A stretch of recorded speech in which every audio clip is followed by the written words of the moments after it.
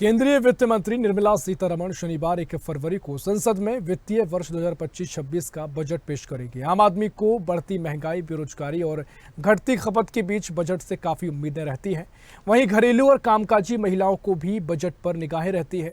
स्वदेश न्यूज ने दिल्ली के कई लोगों से इस बार के बजट से उनकी उम्मीद जानने की कोशिश की है। आइए जानते हैं क्या कुछ उन्होंने बताया है।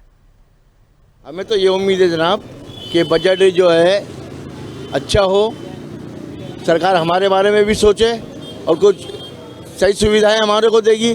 तो भाई सरकार तो केंद्र में आनी है।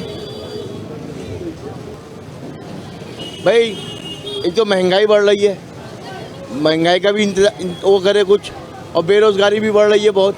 बेरोजगारी का भी करें क्योंकि हम खुद रोड पे पाए बेच रहे हैं, हमारा भी यही हाल है। और सरकार आएगी, बजट जो है इसके बारे में अच्छा ही ख्याल रहेगी, सरकार भी को अच्छा ही सोचेगी, अच्छा ही करेगी सरकार भी। उम्मीद तो खैर अच्छी है। देखो 800 का सिलेंडर है, शायद ही 500 का हो जाए, और जो सुविधाएं हैं और वो भी अच्छी हो जाए, शायद ही स्कूल अच्छे कर दे, और जो है सब जो चीज़ें आजकल जो महंगी हो रही है वो चाहे सस्ती हो जाए। वो भी उम्मीद ये है कि हो सकता है जो सरकार ने वादे किए हैं हो सकता है अब पूरे हो जाएं। सिलेंडर जो महंगा चल रहा है हो सकता है अब 500 का हो जाए।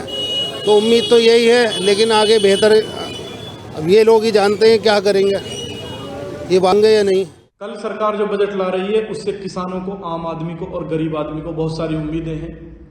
जिस तरीके से देश के अंदर महंगाई दर लगातार बढ़ रही है, मगर आमदनी आम आदमी की या गरीब आदमी की बिल्कुल नहीं बढ़ रही है, और ना किसानों को उनकी फसल का वाजिब दाम मिल पा रहा है।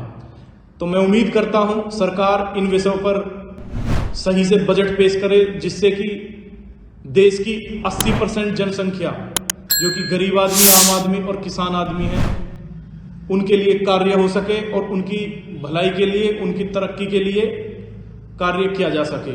अगर ऐसा बजट सरकार लाती है तो उस बजट का स्वागत है। अगर बजट इसके अनुरूप, इसके विपरीत आता है तो कहीं ना कहीं वो बजट उद्योगपतियों को बढ़ाने के लिए होगा। देखिए ऐसा है, भारतीय जनता पार्टी का नए लोकसभा में सत्ता आने के बाद पहला बजट है। जो वित्त मंत्री कल बजट पेश करें तो इसमें आम नागरिकों के लिए ज़्यादा से ज़्यादा सहूलियात हो। जैसे जीएसटी की मार झेल रहे हैं जो मध्यम वर्ग के जो ट्रेडर्स हैं, उसमें रिलैक्सेशन हो, और जो बिल काटे जाते हैं आगे से पेमेंट मिलती नहीं है और उसको विदिन 1 मंथ क्लियर करना पड़ता है। मध्यम वर्ग का जो जीएसटी पेयर है तो उसको इस जीएसटी की रिटर्न वगैरह करने के लिए एक चार्टर्ड अकाउंटेंट हायर करना पड़ता है, जो उसके ऊपर फालतू का बोझ है। तो अगर कोई रिलैक्सेशन होता है जीएसटी रिटर्न में, ये उनको एक फ़ायदे की बात होगी। दूसरा ये है कि इनकम टैक्स स्लैब की बात आ रही है, तो वो भी अच्छा है कि जिस तरीके की महंगाई बढ़ी हुई है और उसको देखते हुए 7.5 लाख रुपए तक का ये इनकम टैक्स लिमिट में छूट देने वाले हैं, तो वो ये भी हम उसका स्वागत करते हैं। और इसी तरीके से जो आम लोगों के लिए घरों में घरेलू गैस है, गैस के सिलेंडर हैं, तो ये जहाँ 800 या 1000 रुपये तक पहुँचा हुआ है, ये भी इसको भी मतलब इसको ध्यान में रखते हुए ये भी 500 रुपये के लपेटे में गैस सिलेंडर मिलना चाहिए। और जो आर्थिक स्कूलों के लिए है, मतलब लंबी चौड़ी फीसें हो गई हैं और प्राइवेटाइजेशन कर दिया गया है शिक्षा का। शिक्षा के लिए मध्यम वर्ग के, मिडिल क्लास के लोग अपने बच्चों को ठीक से शिक्षा दिला सकें, तो फीस स्ट्रक्चर पर भी गौर करके उसे मिनिमाइज़ करा जाए।